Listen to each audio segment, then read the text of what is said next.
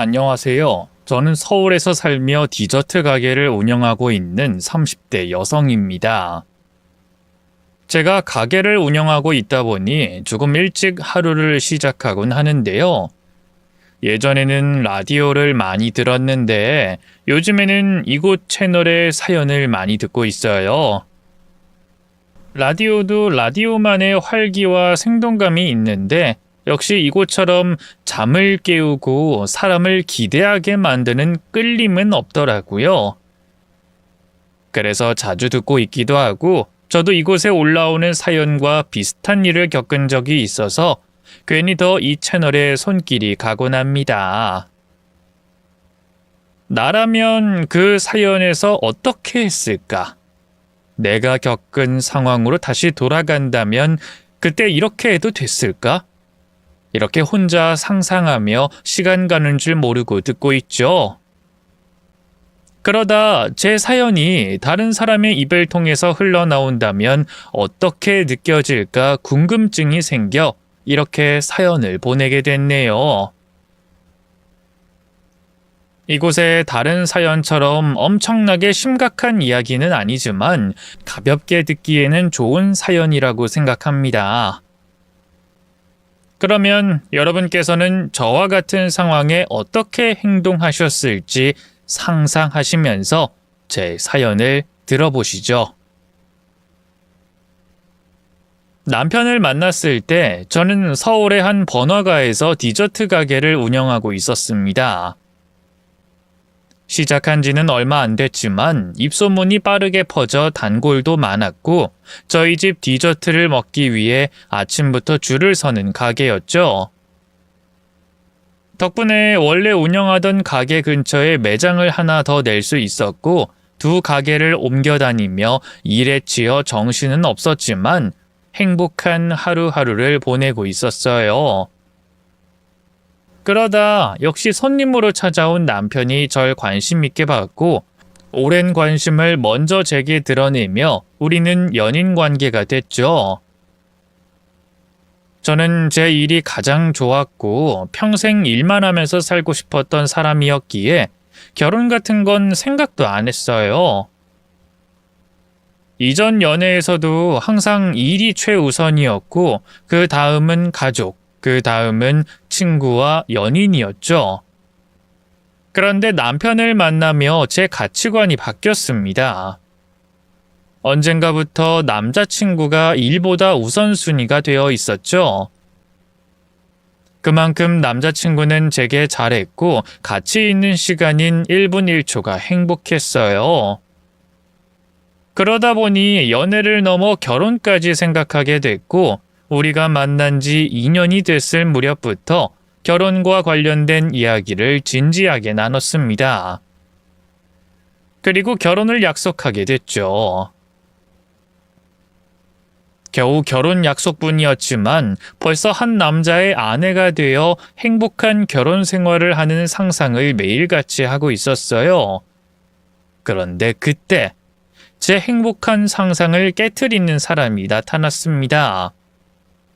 바로 제게 시어머니가 될 분이었죠.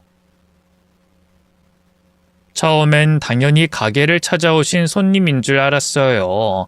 그런데 제 안내에도 다른 대답 없이 저를 빤히 쳐다보는 예비 시모를 보고 뭔가 이상함을 느끼게 됐죠. 찾아와 주셔서 감사한데 오늘 나온 디저트들은 전부 다 팔렸습니다. 품절 여부는 SNS로 그때그때 알려드리고 있으니까요. 확인하시면 헛걸음하실 일은 없으실 거예요. 죄송합니다.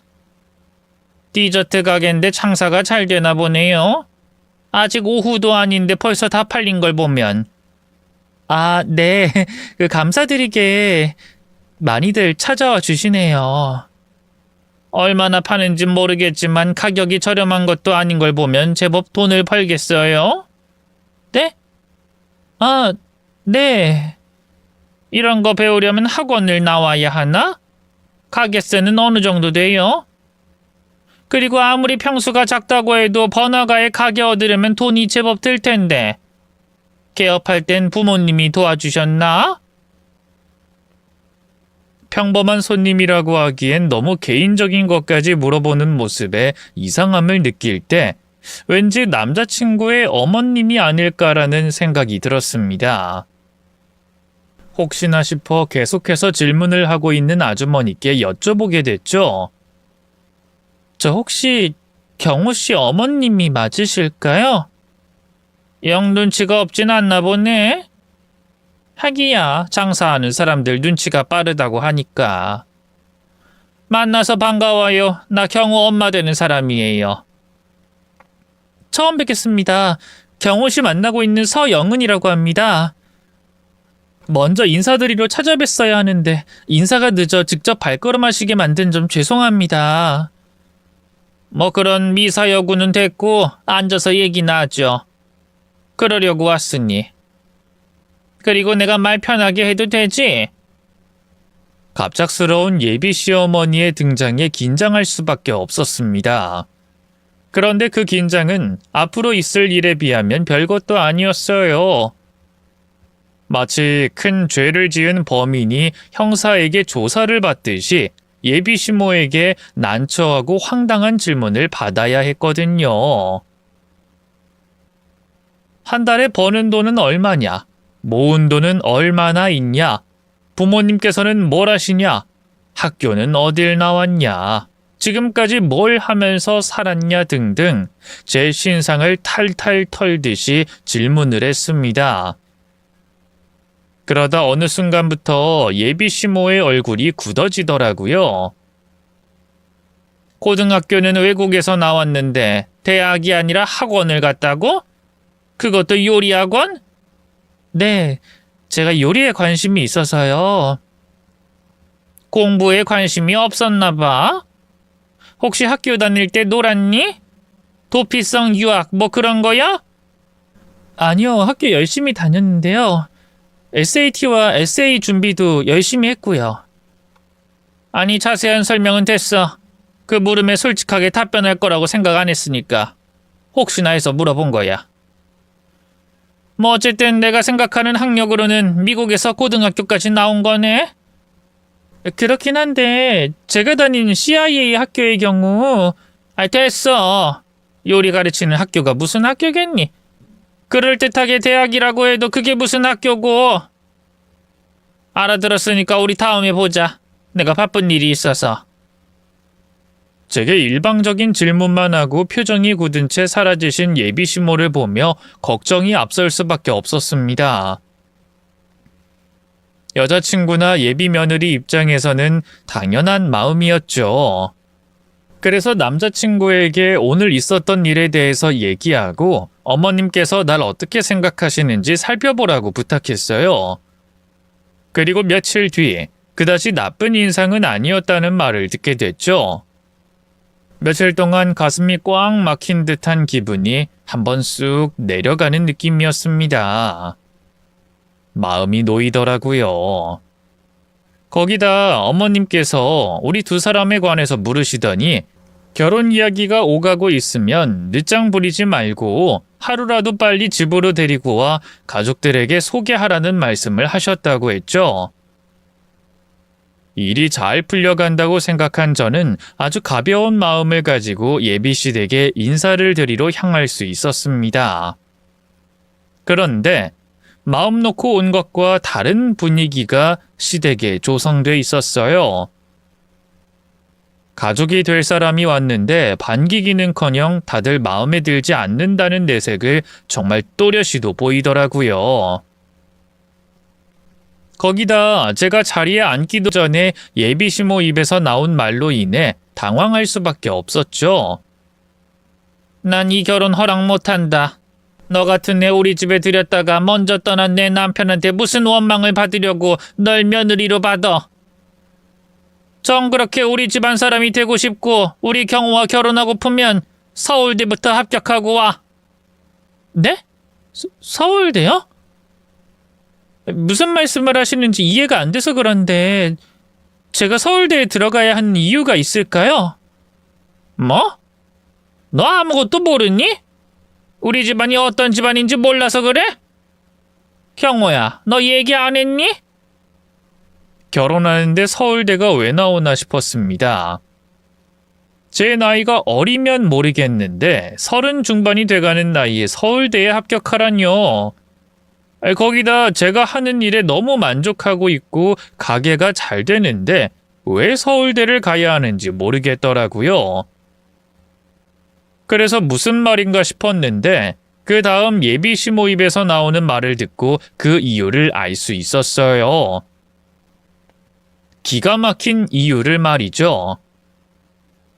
어머니, 분위기 풀자고 농담하시는 거죠? 농담? 넌 내가 얘 부른 자리에서 농담할 사람으로 보여? 네? 그럼 저번에 하신 말씀이 농담으로 하신 말씀 아니셨다고요? 그리고 결혼 허락하신다면서요. 근데 왜 갑자기 서울대가 결혼 조건으로 붙어요? 그래야 네가 얘를 데리고 올 거 아니야. 그리고 가족들이 있는 자리에서 대답받아야 말을 못 바꾸지. 경우야, 우리 집 다른 건 몰라도 머리 비내는 허락 못한다. 돌아가신 네 아버지도 나도 자식들 교육을 위해서 우리 인생을 다 바친 사람들이야. 그 결과로 네 형과 너도 우리처럼 서울대를 보냈고 이렇게 온 가족이 서울대 출신에 네 형도 같은 대학 출신인 네 형수를 데리고 왔는데 마지막 남은 하나가 모자란 아이일 수 있겠니? 온 가족이 둘러 모인 자리에서 바보가 하나 껴있을 수 있겠냐는 말이다. 우리가 식모를 뽑는 것도 아니고 그깟 디저트 좀 할 줄 안다고 돈 좀 있다고 될 일이 아니잖니. 서로 말이 통해야지. 무슨 말도 안 되는 말씀을 하세요. 그것도 영원이가 앞에 있는 자리에서요. 경호야, 형이 생각해도 어머니께서 하시는 말씀이 틀린 말은 아니셔. 사는 게 다 제각각이고 고만고만하면 모르겠다만 우리 가족 모두 서울대 출신이잖니. 출신 대학을 떠나서도 생각하는 게 비슷하고 말이 통해야 가족으로서 더 단합되고 끈끈한 게 있지. 우리는 이 얘기하고 있는데 재수씨 되는 사람만 딴소리하거나 이해를 못하고 있으면 우리나 재수씨나 서로 불편하지 않겠니? 근데 명문대도 아니고 요리학교인가 학원을 나왔다니 우리가 음식 얘기를 할 것도 아니고 그쪽에 관심이 있는 것도 아닌데 요리학교인가 학원이 뭐야? 그래도 어머니께서 많이 양보하신 거야. 무조건 안 된다고 하시는 걸 네가 너무 결혼을 원하기도 하고 나랑 네 형수가 어머니를 설득해서 서울대 합격하는 걸로 합의를 본 거라고. 형까지 왜 그래? 다들 뭘 잘못 먹었어? 도대체 왜 이러는 건데? 경호야, 네가 나설 일 아니다. 제가 자기 입으로 하겠다 말겠다 대답하고 약속을 지키면 되는 거야. 예, 너 서울대 합격할 수 있겠니? 합격하면 내가 두말하지 않고 너희 결혼 허락하마. 진짜 기분이 나쁘더라고요. 결혼하는데 무슨 자격이 필요한 것도 아니고 제가 대단히 모자란 사람도 아닌데 마치 어느 합격 라인에 한참 모자란 사람처럼 보인다는 게 말이죠. 거기다 절 어떻게 생각하기에 결혼 인사하러 온 사람에게 이런 식으로 대접하나 싶었어요. 아무리 시어머니, 아주버님, 형님이 될 사람들이라곤 하지만 머리를 숙이고 싶진 않았습니다. 그럴 생각 조금도 없는데요. 제가 뭐가 모자라서 서울대에 합격해야 하나요? 대학 합격이, 출신 대학이 삶에 있어서 프리패스권이라도 되나요? 고작 수능 몇 시간이 사람의 모든 걸 대변할 수 있나요? 제 머릿속이 궁금하시거나 말이 통하나 궁금하시면 아예 주제를 놓고 대화를 하시죠. 왜 사람을 앞에 두고 마음대로 재단하고 평가하세요? 그리고 서울대가 뭐 그렇게 대단한데요? 그래서 여기 계신 분들은 다들 각자의 자리에서, 필드에서 대단한 업적을 남겼거나 그만큼의 위치에 있으신가요? 제가 보기엔 아닌 것 같은데요. 뭐? 제 말하는 것 좀 봐라. 하여튼 못 배운 티를 저렇게도 낸다니까. 경호야, 이거 봐라. 너 가족 모임 있을 때마다 이런 분란 겪고 싶니? 그래서 쟤를 우리 집안 들이려고 하는 거야? 매일 분란 일으키려고? 진짜 말하는 꼬락서니하고는. 저래서 돈만 있는 졸부들이 무시받는 거야. 그런 졸부 밑에서 아무리 교육받아봤자 보고 배운 게 있어서 상놈 자식이랑 다를 게 없는 거고. 경우 너 네 자식을 상놈으로 만들 거니? 그러고 싶어? 어머니께서 먼저 실언하신 거잖아요. 그 얘기 듣고 기분 좋을 사람이 누가 있어요? 형도 그래. 형은 뭐 완벽해? 내가 형 걸고 넘어져봐? 진짜 다들 왜 그래? 배웠다는 사람들이 왜 더 못 배운 짓을 하고 난리야? 됐어. 이런 식으로 내 사람 대접하는 걸 나도 못 봐. 우리가 애야? 부모님이 허락해야 결혼할 수 있어? 앞으로 우린 마음대로 할 테니까 상관 마. 계속 이상한 소리 할 거면 말도 걸지 말라고! 너무 기가 찬 나머지 제가 시댁 가족들에게 몇 마디 더 하려는 순간 남자친구가 가족들에게 불같이 화를 내며 절 밖으로 데리고 나왔습니다. 그리고 제게 무릎을 꿇고 가족들이 잘못한 일에 대해서 사과했죠. 다른 사람이라면 모르겠지만 지금까지 남자친구가 저에게 보여준 모습이나 예상치 못한 가족들의 행동에 불같이 화를 내는 모습을 보며 남자친구 탓을 할 건 아니라고 생각했어요. 남자친구도 저만큼이나 당황했을 테니까요. 그래서 남자친구를 일으켜 세우고 서로를 위로했습니다. 그리고 이 일을 어떻게 할 것이며 우리 결혼은 어떻게 해야 할지 상의하게 됐죠. 솔직히 우리 두 사람 다 이런 일이 있을 거라고 예상하지 못한 상황이었기 때문에 답이 한 번에 나오진 않았어요. 천만다행으로 남자친구가 아직 저희 부모님께 정식으로 결혼 인사를 드리기 전이라 결혼 진행 자체를 미룰 수 있었습니다. 우리는 아주 잠시 결혼을 미루고 시댁 가족들 일에 대해서 생각을 해보기로 했죠.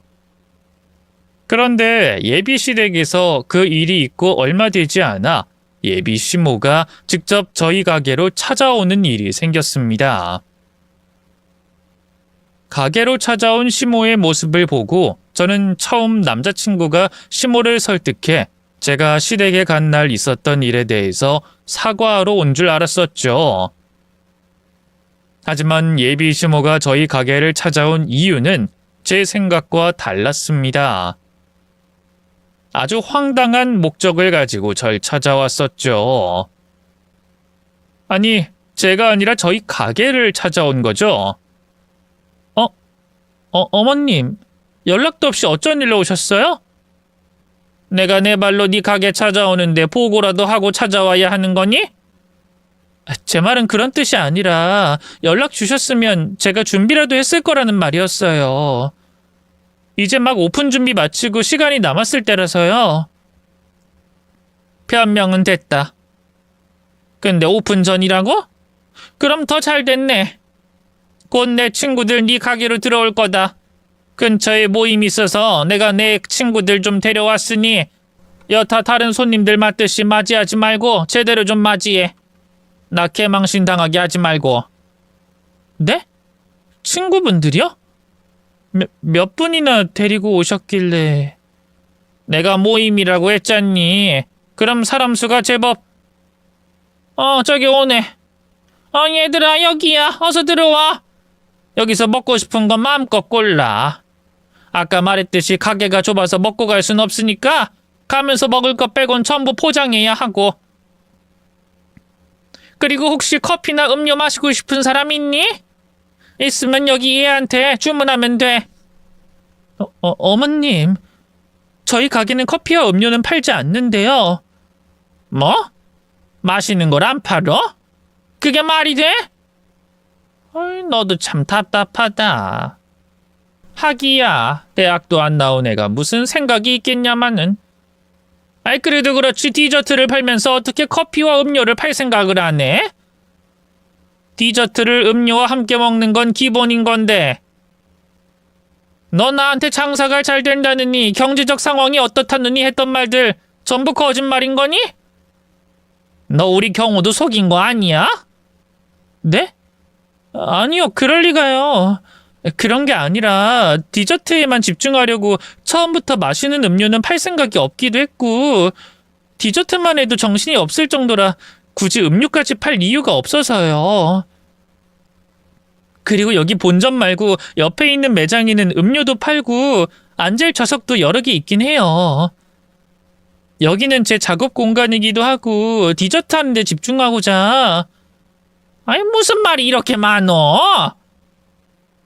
하긴 뭐 거짓말은 변명할수록 말이 길어지는 법이지. 됐다. 이 얘긴 나중에 제대로 짚고 넘어가도록 하자. 네? 아니요, 그 거짓말이 아니라 오해하신 것 같아서 제가 오해를 풀고 설명을 하려고. 예비시모는 제가 하는 말을 들으려고 하지 않았어요. 이번에도 자기 멋대로 생각했고 자기 멋대로 생각한 걸 진실이라고 자기 혼자 결론 내렸죠. 제 말은 거짓말 취급하면서 말이에요. 자기 멋대로 확정 내린 그 오해를 풀어보려고 했지만 워낙 정신이 없던 상황이라 저도 말이 제대로 나오지 않았습니다. 시모가 데리고 온 친구들은 20명 남짓한 인원들이었지만 죄다 예비 시모의 친구라는 걸 증명하듯이 번잡스럽고 시끄럽고 개념이라는 건 없었거든요. 가게가 좁은 이유도 있었지만 경박스럽기 그지없는 시모 친구들 때문에 가게는 엉망이 되고 있었죠. 하지만 그런 상황 속에서도 정신을 붙잡고 차분히 대응하려고 했어요. 그런데 시모가 뱉은 말로 인해 저도 제 자신을 놓게 됐죠. 변명은 됐고 사람들 담아갈 봉투 좀 줘라. 미진아, 나도 봉투. 그리고 여기 냉장 쇼케이스에 있는 건 포장이 안 돼 있던데 이것 좀 저 아가씨한테 포장해달라고 해. 근데 이 아가씨랑 무슨 관계니? 너 아까부터 이 아가씨랑 얘기하는 것도 그렇고 우리 여기에 데려온 것도 그렇고 경호랑 그렇고 그런 사이 맞는 거지? 네 며느리들 아가씨야? 경호 여자친구? 뭐? 예. 너 좀 오해를 해도 그런 오해를 하니? 며느리라니? 경호 여자친구라니? 너 나한테 억하심정이 있어? 우리 경호 혼사길 막으려고 해? 이 아가씨 경호랑 그냥 친구 사이야. 아주 친한 친구 사이.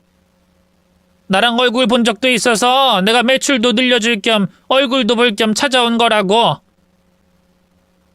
아유, 알겠어. 뭐 그럼 그런 거지. 왜 화를 내고 그러니? 나야 네가 우리를 여기를 데려오기도 하고 아가씨랑 얘기를 오래 하니까 경호랑 그런 사이일 수도 있겠다 생각한 거지. 알겠어. 경호랑 친구 사이라는 거 알겠다고. 그래, 그 알았으면 다른 애들한테도 가서 전해. 혹시나 너와 같은 생각 아니 비슷한 오해라도 하고 있는 사람 없도록 여기 애들한테 똑똑히 말하라고. 그리고 너 그런 오해할 거면 우리 경호에게 어울릴 여자라도 소개해주고 오해해라. 그런 적도 없이 네 마음대로 남의 자식 혼사길 막으면 어떡하니? 어처구니가 없더라고요. 연락 한 통 없이 자기 친구들 개떼같이 데리고 와서는 제 가게를 엉망으로 만들어 놓곤 제가 자기 아들과 아무런 사이가 아니라니. 자기 아들의 그냥 친구라니 말이죠. 거기다 제가 그 친구라는 단어에 내포된 의미를 모르면 그냥 넘어가겠는데 가게를 꾸려나가면서 여러 사람들을 접하다 보니 그 뜻을 알고 있었습니다. 나이든 여자들 사이에서 자식의 그냥 친구라는 뜻은 절대 좋은 의미가 아니죠. 단순히 친구라는 뜻뿐만 아니라 내 자식과 절대 이성적인 연결이 될 수 없는, 자신이 용납하지 않는 뜻이라는 걸 전 알고 있었습니다. 그리고 꼭 그 친구라는 단어가 없었다고 해도 예비시모가 제 앞에서 저와 남자친구의 관계를 그렇게까지 부정하는데 절 어떻게 생각하는지 모를 수가 있겠어요? 눈치가 없는 사람이라고 해도 다 알 수 있는데 말이죠. 그러다 보니 너무 어이가 없고 화가 나서 저도 정신을 놓게 됐습니다. 저는 개떼와 같이 몰려와 메뚜기 떼처럼 제 가게를 엉망으로 만들어가는 시모와 시모의 친구들을 벙찐 채 보고만 있었죠. 그러다 얄미운 말을 남기고 사라진 시모의 한마디에 마법이 풀리듯 정신이 돌아왔습니다. 어머, 그 많던 물건들 남은 것 없이 싹 다 나갔네? 너 오늘은 일은 퇴근해도 되겠다? 그럼 나 가볼 테니 다음에 또 보자. 네? 아, 네. 아, 근데 어머님, 여기 뭐? 계산? 설마 너 나한테 돈 받으려고 하는 거니? 넌 어머님 되는 사람한테 돈을 받아? 그리고 넌 어쩜 그렇게 생각이 짧을 수 있니? 내가 여기에 내 친구들을 괜히 데리고 왔겠어? 너는 잠재적 고객이라는 것도 모르니? 내가 데리고 온 친구들이 네 음식 먹어보고 맛있으면 사러 올 거라는 생각은 못해? 물론 네가 만든 게 맛이 있어야 다시 찾아오겠지만 말이지. 어쨌든 이런 게 전부 가게 마케팅이라는 거야. 쥐구멍만한 가게를 운영하더라도 이렇게 수많은 데이터와 실험 결과로 증명된 이론을 대입해야 한다니까? 그래서 내가 너 보고 이제라도 공부하라는 거 아니냐? 주먹구구식으로 언제 망할지 모르는 가게 운영하지 말고. 내 말 무슨 말인지 알겠지? 어떻게 여기서 더 네 수준대로 쉽게 설명해줘야 하니? 아니지? 그럼 내가 오늘 내 친구들 데려온 일에 대해서 네가 고마워해야 되겠어? 아니겠어?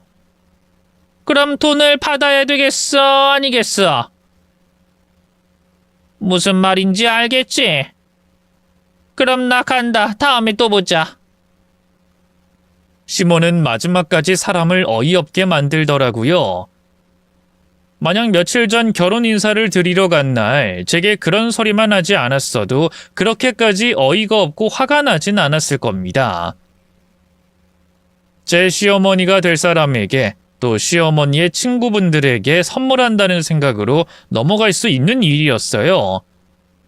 그런데 제가 며칠 전 예비시댁에서 겪은 일도 있었고 그날 예비시모가 자기 친구들에게 절 설명한 관계를 생각하면 그냥은 못 넘어가겠더라고요. 제가 전날부터 준비해 새벽에 일어나 제 디저트에 들인 정성이 아까웠고 200만 원이 훌쩍 넘는 제 하루 매출이 아까웠습니다. 절 인정하지도 않는 예비시모에게 이용만 당한 것 같아 너무 화가 났어요. 그래서 이번 일은 꼭 문제 삼고 해결해야겠다고 생각했습니다. 다만 남자친구에게는 비밀로 하면서 말이죠. 솔직한 심정으로는 분한 마음에 누구에게든 사과받고 싶었어요. 그리고 예비시모가 한 행동에 대해서 가장 쉽게 사과받을 수 있는 사람은 남자친구였고요. 그런데 남자친구가 무슨 잘못이 있겠어요? 그날 있었던 일도 아마 모르고 있을 테고 남자친구 역시 그런 일이 벌어지지 않는 걸 가장 바라고 있는 사람이기도 하고요. 제가 괜히 사과받고 화풀이를 하겠다고 남자친구에게 시모와 있었던 일을 말해봤자 남자친구만 죄인으로 만드는 일이었습니다. 남자친구에게 화풀이를 해놓고 제 화가 풀릴 때쯤이면 제 앞에 죄인이 되어 고개를 못 드는 남자친구가 불쌍해 보일 게 뻔했어요. 그래서 괜한 화풀이는 하지 말자고 또 이번 일과 당시 제가 느끼던 감정을 꼭 기억하고 있다가 예비시모를 만났을 때 확실히 해결하자고 다짐했죠. 저는 분명 비슷한 일이 조만간 일어날 거라는 확신이 있었거든요. 시모가 제게 또 보자고 한 말에서 조만간 보게 될 거라는 걸 느끼기도 했지만 하는 행동을 보아하니 고작 이번 한 번 절 골탕 먹이는 걸로 끝나지 않을 거라는 걸 알았어요. 아마 제가 남자친구와 헤어지거나 고분고분해질 때까지 괴롭힐 거라는 걸 알고 있었죠. 그래서 시모가 제게 찾아오기만을 기다렸습니다. 그리고 제 예상처럼 그 일이 있고 며칠이 지나지 않아 시모를 만나게 됐죠. 이번에도 전과 똑같은 상황이었어요. 시모가 그 시절 그 당시 서울대를 나온 걸 보면 머리가 나쁘진 않은 것 같은데 절 괴롭힐 다른 방법이 떠오르지 않는지 아니면 그날 절 골탕 먹인 게 만족스러웠는지 이번에도 지인들을 잔뜩 불러 모아 제 가게로 찾아왔죠. 하지만 제가 똑같은 방법으로 2번이나 당할 거란 생각은 예비 시모의 착각이었습니다. 저는 조금도 당황하지 않고 시모를 맞이했죠. 내가 또 온다고 했지? 이번에도 네 잠재적 고객들 잔뜩 올 거니까 잘 좀 부탁한다. 한 5분 뒤에 도착한다고 했으니까 미리 준비 좀 하고. 그리고 내가 저번에 지적하고 조언해줬는데 왜 아직 커피나 음료 메뉴가 없니? 너 내가 얘기하는 걸 귓등으로 들었니? 너보다 나이도 많고 배운 것도 사회와 경제를 보는 눈도 훨씬 넓은 내 얘기를 허투루 들은 거야? 어? 생각은 해봤는데요. 어머님께서 마케팅이 전문 분야가 아니라서 그러신지 하나만 알고 둘은 잘 모르시는 것 같아서 그냥 원래 제가 운영하는 대로 하려고요. 커피나 음료 팔면 매출엔 도움이 되겠죠. 그래서 본점 말고 바로 근처에 있는 지점에는 음료도 팔고 좌석도 마련한 거고요. 그런데 여긴 단순히 판매만을 위한 곳이 아니라 제 아틀리에 같은 곳이거든요. 아틀리에 아시죠? 우리나라 뜻으로 하면 공방이나 작업실 같은 곳. 여기 제 디저트가 만들어지기 전까지 제 정성과 노력, 그리고 과정을 보여주는 곳이기도 해요. 그런 곳에서 음료까지 파는 건 공간의 의미나 목적과는 맞지 않다고 보여서요. 그리고 소비자분들도 그 의미를 알고 계셔서 좌석이 있고 음료를 파는 옆 지점이 아닌 이곳에 오셔서 저와 이야기를 나누고 제 디저트를 사가신다고 생각하고요. 제 생각이 맞다는 건 옆 지점보다 찾아오는 손님이 많고 디저트도 더 많이 나간다는 매출이 증명하는 것 같고요. 그래서 원래 제 방식대로 쭉 가려고요. 뭐? 이게 어디서 겉멋 만들어서 말만 그럴싸하게 해? 아틀리에? 정성과 노력? 그리고 과정? 예, 그게 시장 경제에 반영이 되는 거라고 생각되니? 그럼 대기업들이 죄다 너처럼 운영하게? 너 나한테 반항하려고 어디서 급히 책 빌려서 몇 글자 훔쳐본 내용을 말하나? 어머, 지인분들 오셨네요. 잠시만요. 안녕하세요. 저희 어머님 지인분들 맞으시죠? 처음 뵙겠습니다. 저 경호씨와 곧 결혼 예정인 서영은이라고 합니다. 제가 저희 어머님께 먼저 귀뜸을 들었으면 조금 더 넉넉하게 준비했을 텐데 지금 막 어머님께 여러분께서 오신다는 걸 듣게 돼서요. 그래서 양이 부족할 수 있는 점 이해 부탁드리겠습니다. 그리고 혹시 알레르기나 제품에 궁금하신 점 있으시면 절 부르시면 됩니다. 가게에 있는 디저트들은 전부 저희 어머님께서 계산하실 테니까 마음 편히 고르세요. 또 저희 어머님께서 계산하신다고 불편하시거나 눈치 보이실 텐데 다들 저희 어머님 어떤 분이신지 아시죠? 제가 그 돈 안 받는다고 해도 어떻게든 주실 분이라는 거. 어머님께서 여러분께 대접할 겸 또 제 소개와 저희 가게 매출을 올려주실 겸 오신 거니까 마음껏 고르시고 맛있게 드셔주세요. 저는 저번과 같은 일을 당하지 않게 예비 시모의 지인들에게 먼저 저를 소개했습니다. 그리고 저번처럼 눈뜬 채 돈을 잃을 수 없어 시모가 돈을 낼 수밖에 없게 지인들 앞에서 얘기를 했죠. 한마디로 선수 친 거예요. 예비 시모는 제가 그렇게 나올 거라고는 생각을 못했는지 많이 당황해하는 모습이었습니다. 특히 지인들 앞에서 제가 아들과 곧 결혼할 사람이라고 소개했다는 거에 굉장히 화가 난 모습이었죠. 하지만 친구들보다는 격식을 차려야 하는 지인들 앞이라서 그런지 아무 말도 못했어요. 다만 새빨갛게 달아오른 얼굴로 시모가 화가 났다라는 걸 알 수 있었죠. 하지만 저는 시모가 화가 났거나 말거나 신경 쓰지 않고 가게 안에 있는 시모의 지인들을 응대하는 데만 신경 썼습니다. 제 디저트를 포장할 때 디저트에 관해서 설명할 때마다 시모의 신경을 긁는 이야기를 하면서 말이죠. 여기 포장 다 해드렸고요. 오늘 하루 지나서 드시는 거면 냉장고에 넣었다가 드시기 한두 시간 전에 꺼내서 드세요. 여기 두 제품은 상온에 두셔도 되고요. 그리고 근처 지나시면 언제든 들러주세요. 다른 분도 아니고 저희 시어머니 지인이시니까 제가 바쁘더라도 꼭 인사드리고 뭐라도 하나 챙겨드릴 테니까요. 그럼 이렇게 와주셔서 감사합니다. 아유, 감사하긴 우리가 더 고맙지. 아이, 그나저나 우리 미진 씨가 정말 싹싹한 며느리를 뒀네. 가게도 잘 되는 것 같고 빵도 맛있고 또 며느리도 이렇게 싹싹하고 예의 바른 걸 보면 미진 씨가 부러워 죽겠어. 그렇게 아들 자랑하더니 결국 이렇게 예쁘고 싹싹한 며느리를 두네 둬. 아하하, 그래요? 그렇게 봐주시니까 내가 더 고맙네요. 얘가 요즘 애들과 다르게 싹싹하긴 하죠. 어머, 우리 미진 씨 며느리 칭찬은 또 부끄럽나 보네.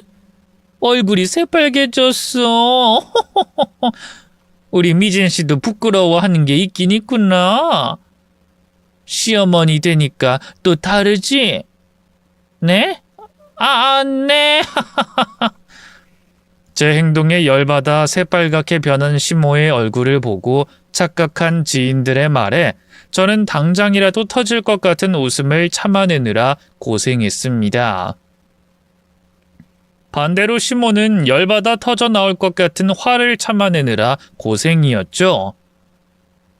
그 모습을 바로 옆에서 보고 있는 저로서는 이중으로 힘들었고 저절로 새어나오는 웃음을 참기 위해 입술을 꽉 깨물고 제 허벅지를 꼬집어야 했어요. 그렇게 참기 힘들 정도의 웃음을 참아내며 시모의 지인들을 모두 정성껏 응대했습니다. 그리고 마지막 지인까지 포장을 마치고 나간 뒤 뒤따라 나가려는 시모를 제가 붙잡았죠. 어머님, 계산하셔야죠. 저와 저희 가게를 위해서 지인분들 데리고 와주시고 또 공과 사를 확실히 구분하시는 분께서 그냥 가시면 어떡하세요? 저번에 계산 안 하시고 그냥 가신 거야 계산하는 걸 깜빡하고 가신 거겠지만 이런 실수도 2번 이상이면 제 입장에서는 다르게 생각이 들죠. 뭐? 참나 어이가 없네. 그래, 네 입장에서 무슨 생각이 드는데? 그래서 그 생각이 들면 네가 어떻게 할 건데? 제가 뭐 어떻게 할 거라고 했나요? 근데 아무래도 지인분들께서 저희 가게 들리시면 제가 이런저런 이야기를 하다가 나오지 않겠어요? 꼭 돈을 못 받아서 그런 게 아니라도 얘기하다 보면 나올 수도 있고 지인분들께서 여쭤본 말에 제가 거짓말할 수도 없으니까요. 그리고 아무리 예비 가족관계라고 해도 가게 하루 매출을 날름하고 계산 안 하는 경우가 어딨어요. 그것도 2번이나. 뭐 날름? 너 지금 나한테 하는 소리니?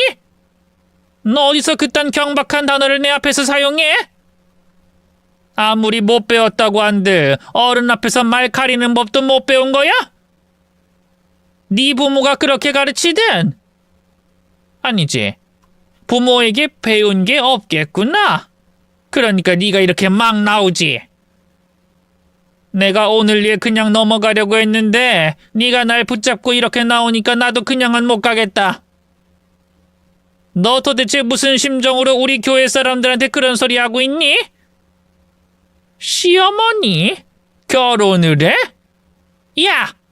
누가 네 시어머니 누가 결혼 허락했어? 왜 괜한 소리에서 경호에게 들어올 소개 자리를 막어? 어디서 네가 감히 누굴 넘봐? 저야말로 저번 일도 그렇고 오늘 일도 그냥은 못 넘어갈 것 같아서 어머님 붙잡은 거예요. 오히려 제가 묻고 싶다고요. 그럼 어머님과 제 관계가 뭔데요? 뭐길래 어머님이 아는 사람들 죄다 데리고 와서는 가게를 텅 비게 만드세요? 아무 사이도 아닌데 왜 제 가게 하루 매출을 그것도 2번이나 0원으로 만드시는데요? 아니죠. 매출만 0원이지 재료값에 제 인건비, 가게 임대료까지 하면 제가 얼마를 적자 본 줄 아세요? 제가 왜 아무 사이도 아닌 분께 적자까지 보면서 또 무시당하면서 있어야 하는데요? 먼저 말씀해 보세요. 뭐?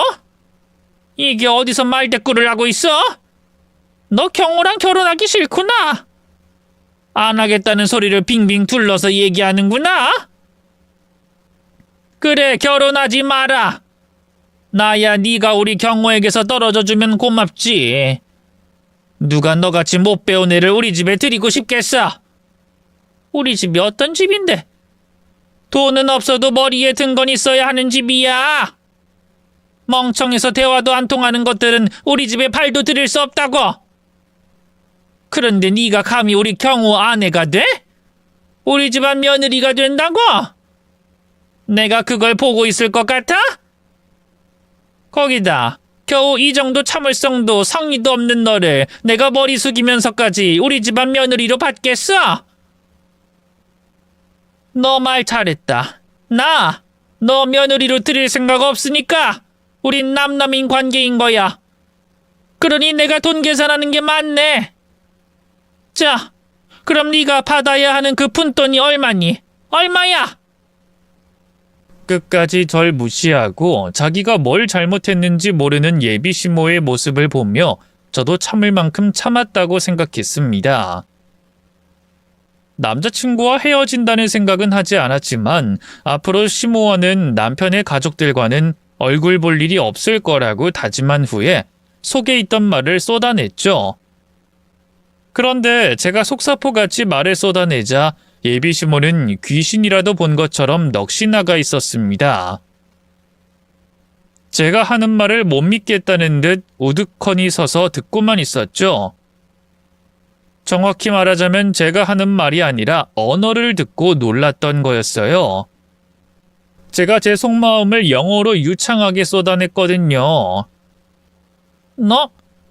너 지금 영어로 말하는 거니? 영어로 말하는 거 맞아? 너 무슨 미국 드라마 따라하는 거 아니지? 팝 노래 가사 말하는 거 아니지? 네 이야기 하는 거 맞지? 서울대 나오셨다고 하셨으면서 제가 남의 말을 따라하는지 노래 가사를 외우는 건지도 모르시겠어요? 서울대는 나왔지만 회화는 안 되세요? 듣는 것도 못하세요? 알아들으니까 물어보는 거 아니야? 네가 어떻게 영어로 네 이야기를 하는 거냐고? 막히는 것도 없이 어떻게 술술 말하는 건데? 고작 영어 하나 가지고 엄청 놀라시네요? 그럼 앞으로 놀랄 일이 많겠는데요? 어떻게? 제가 할 수 있는 언어 죄다 들려드려요? 제가 말하면 알아들으실 순 있으세요? 뭐 못 알아듣더라도 드러나 보세요. 저도 어머님께 당한 무시 좀 해보게요. 저는 놀라고 있는 시모 얼굴에다 대고 제가 할 수 있는 모든 언어를 섞어서 얘기했어요. 스페인어, 이탈리아어, 프랑스어와 일본어를 말이죠. 그런데 제가 하는 언어를 못 알아듣던 시모가 조금씩 진정하며 다시 또 저를 의심하기 시작했습니다. 자기가 못 알아듣는 말을 하니 제가 아무 말이나 뱉는다고 생각한 거죠. 이거야? 이거였어? 네가 생각해낸 게 겨우 이거였어? 네가 아무 말이나 하면 내가 놀라 자빠질 줄 알았나 보지? 아무 말이나 뱉으면 네가 그 많은 언어 다 할 줄 안다고 생각했나 보지? 그리고 네가 설령 딴 나라 말 좀 안다고 내 성격이 바뀔 줄 알았어? 말 좀 할 줄 안다고 네 머리에 뭐가 많이 들었다고 생각할 줄 알았냐고? 예. 사람 속이려면 좀 더 그럴듯한 걸로 속여라. 얕은 수로 금방 들킬 헛짓거리하지 말고. 사람 속이는 일도 정성껏 좀 하라고. 제가 이럴 줄 알고 조금 전에 어머님 무시 좀 한다고 했었죠? 영어 빼곤 아무 말도 못 알아들으시나 봐요? 그래도 스페인어나 이탈리아 중에는 영어랑 모어가 같아서 유추할 수 있는 단어가 있는데, 그래서 제가 일부러 앞서 영어로 말하면서 쓴 단어를 썼는데, 하기야 뭐 그것도 말이 통하고 알아들을 수 있는 사람이나 알아듣지. 근데 제가 거짓말을 한다고요? 외국어 몇 개 더 하는 거 가지고는 놀라지도 않는다고요? 그럼 제가 놀랄 만한 사실을 알려드리기 전에 하나 여쭤볼게요. 제가 그 많은 언어를 어디서 어떻게 하다가 배웠다고 생각하세요? 그걸 내가 알아야 하니? 예. 괜히 남의 귀한 시간 낭비하게 만들지 말고 그냥 네 갈 길, 나 갈 길 가자. 네 얕은 속셈 다 알아차려서 듣는 것조차 거북하니. 아휴, 어쩜 이렇게 남의 얘기 들으려고 하지 않는 건지. 자요, 자. 그럼 이거 보시고 어머님께서 절 무시할 수 있나 보죠. 제가 증명할 수 있는 게 지금 이 자리에선 이것밖에 없는데, 나중에 집에 가서 관련된 거 찾은 다음에 더 보여드릴게요. 우선은 이거면 됐죠? 뭐? 이게 뭔데 뭘 보라는 거... 응? 이게 뭐야? 이거? 하버드? 하버드 대학 합격 메일이라고? 아니 이게 무슨... 또 제가 거짓말한다고 속임수 쓴다고 생각할까봐 먼저 확인시켜 드리는 건데, 저기 메일 수신한 날짜 보이시죠? 제 이름 보이고요. 그리고 이 위에 한참 올려보면 이거 하버드 대학 재학할 때 한국에서 무슨 확인받는 서류에 첨부한다고 스캔한 학생증이에요. 보이죠? 하버드 유니버시티. 제 증명사진, 그리고 옆에 스튜던트까지. 이 학생증 제 방 어딘가에 있을 거예요. 제가 꼭 가져다 드릴 테니까 확인해 보세요. 그것도 의심되시면 미국 매사추세츠 캠브리지에 있는 하버드 대학에 가셔서 직접 확인해 보시던가요. 잠깐만. 아니 네가 어떻게 하버드에... 분명히 네 입으로 고등학교 나오고 무슨 요리 학원인가 학교 나왔다고 했는데 어떻게... 어머님. 하버드 대학에 합격했다는 통지 메일과 스캔한 제 학생증을 본 시모는 입으로 개거품을 물며 쓰러졌습니다. 시모가 놀랄 거라고는 충분히 예상했는데 쓰러질 거라고는 생각도 못했어요. 솔직히 제가 하버드 대학에 다녔다는 게 쓰러질 일인가 싶었거든요. 그런데 예비 시모에게는 자기 가족들과 비교도 할 수 없는 존재라고 생각한 제가 전 세계 주제들이 모인 하버드를 다녔다는 게 엄청난 충격이었나 봐요. 그런 시모의 모습에 어이가 없어 웃음이 나면서도 혹시 큰일이 난 건 아닌가 싶어서 걱정됐습니다. 사람이 미워 코를 납작하게 눌러주고 싶었지 잘못되길 바란 건 아니었으니까요. 저는 쓰러진 시모의 상태가 어떤지 확인했죠. 다행히 시모는 충격으로 쓰러진 미주신경실신 같았어요. 호흡도 스스로 하고 있었고 쓰러질 때 주변에 부딪힌 것도 없었죠. 또 외상도 보이지 않았기 때문에 쓰러진 시모를 똑바로 눕힌 뒤 혹시 몰라 119에 전화를 했습니다. 그런데 구조대에서 시모가 쓰러지게 된 경위와 주소를 말하려는 그때 시모가 의식을 차렸어요. 그리고는 구조대에 전화하고 있는 저에게 창피하다며 전화를 끊으라고 했습니다. 내가 왜 누워있지? 내가 실신했니? 근데 너 어디에다가 전화하는 거야? 설마 119에 전화하는 거니? 그만둬. 전화 끊으라고. 나 괜찮으니까 전화 끊어. 그래도 혹시 모르니까 병원에 가서 검사 받아보셔야죠. 119 대원이랑 의사한테 뭐라고 하려고? 너 하버드 다닌 걸 보고 놀라서 쓰러졌다고 하려고? 그럼 사람들이 날 뭐라고 보겠어? 얼른 끊어! 나 괜찮으니까 얼른 끊으라고! 그런 이유로요? 네. 저 죄송합니다. 쓰러지신 분께서 의식을 회복하셔서요. 몸에 이상이 없다고 하시고 병원도 혼자서 가본다고 하니 출동 안 하셔도 될 것 같습니다. 죄송하고 감사합니다. 된 거죠? 근데 너도 도대체 어떻게 된 거야? 네가 왜 하버드 합격 메일이랑 학생증을 가지고 있어? 너 정말 하버드 다녔던 거야?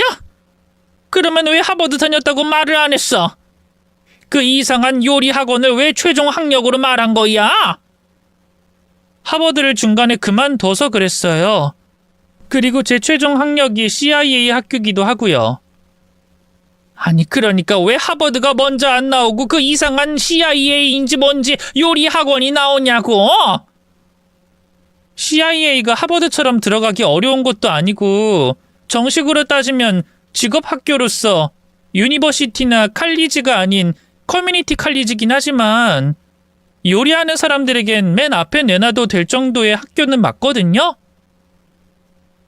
그리고 제가 하버드 다니다 그만둔 이야기 꺼내면 뭐라고 하셨을 것 같으세요? 저 지금까지 살면서 하버드 잠깐 다녔다는 말 때문에 별의별 이야기 다 들었어요. 특히 여기 한국에선 최신 대학이 내가 살아온 삶을 대변하듯 취급하니 조금 전 어머님 태도처럼 거짓말이니 유학하다 무슨 일을 저질렀다느니 자기들끼리 소문을 잔뜩 만들었고요. 그래서 다른 곳은 몰라도 여기 한국에서는 입 다물고 있는 게 낫겠다. 졸업한 것도 아닌데 괜히 얘기했다가 소문의 주인공이 되지 말자는 생각으로 안 한 거고요. 뭐?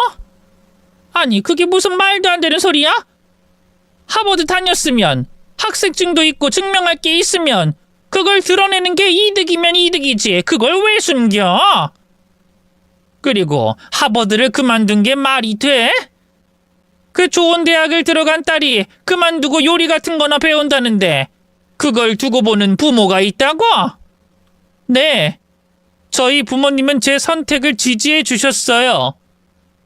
저희 부모님께서는 어머님 그리고 어머님 가족들 같이 나온 대학이 사회적 지위가 돈이 전부가 아닌 분들이시거든요. 어머님, 저희 부모님께서 대안학교 운영하신다고 무시하는 말씀하셨죠? 정식 학교도 아닌 학교를 돈 벌려고 운영한다고. 우선 저희 부모님, 어머님과 동문이세요. 서울대 나오셨고 박사학위 받으신 다음 해외 대학에서 연구원으로도 계셨어요.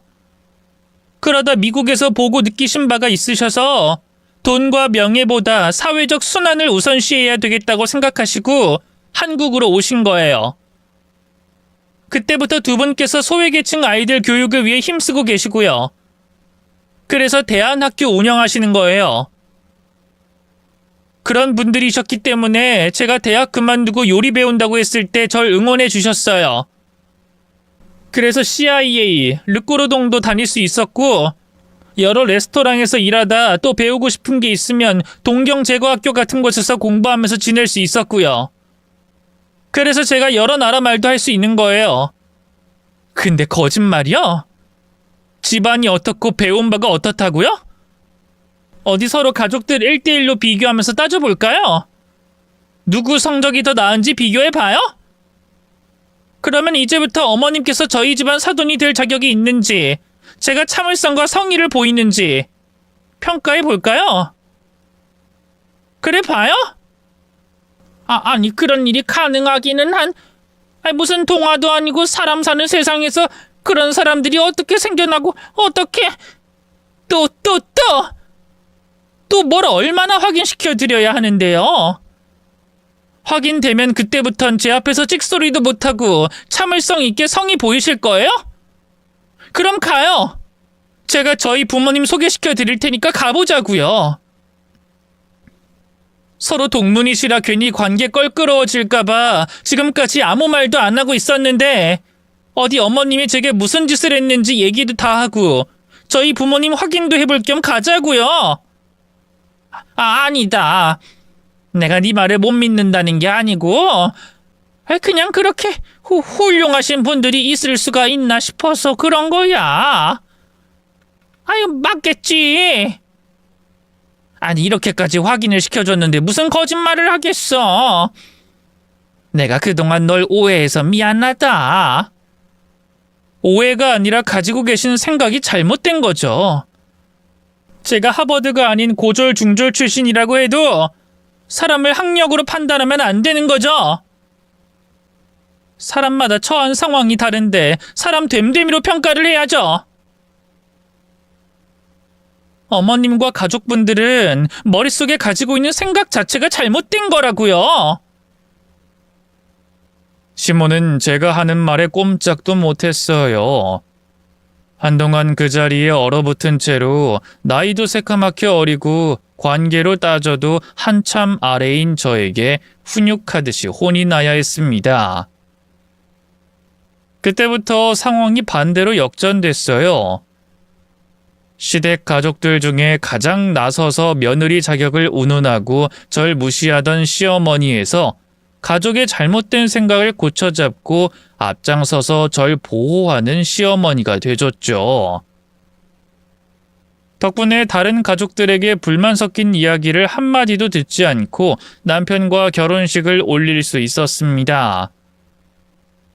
물론 시댁 가족들 모두 제가 하버드 출신이라는 것과 저희 부모님 역시 시댁 가족들보다 뛰어난 학력과 인품을 가진 걸 알게 되어 이전같이 함부로 말할 수 없기도 했고요. 그리고 지금도 저는 저희 시댁 가족들이 잘못된 생각을 입 밖으로 꺼내거나 남들을 함부로 평가하면 눈치 보지 않고 그 잘못된 가치관을 고쳐주고 있습니다. 이제 와서 생각해보면 제가 시댁의 가족이 된 일이 시댁 가족들에게 복이지 않나 싶네요. 성인인데다가 자기가 제일 잘난 줄 아는 사람들에게 잘못된 생각이라고, 잘못된 가치관이라고 지적하며 고쳐줄 수 있는 사람이 어디 있겠어요. 그러니 제가 이 집안의 며느리가 된 걸 고마워해야죠. 제 말이 맞죠? 그럼 저는 저희 시댁 가족들이 또 조카들이 또 그 주변 사람들이 잘못된 생각을 고쳐 좋은 사회가 될 수 있도록 옆에서 계속해서 훈육 아닌 훈육을 하고 있겠습니다. 그러다 또 재미있는 에피소드가 생기면 이곳에 사연을 보내기로 할게요. 근데 생각해보면 이곳에 보낼 사연이 없어야 좋은 게 아닌가 싶네요. 그럼 말을 바꿔서 부디 제가 사연을 다시 보내는 일은 없길 바라며 저는 이만 글을 마치겠습니다. 제 사연을 읽는데 귀한 시간 내주셔서 감사합니다. 안녕히 계세요.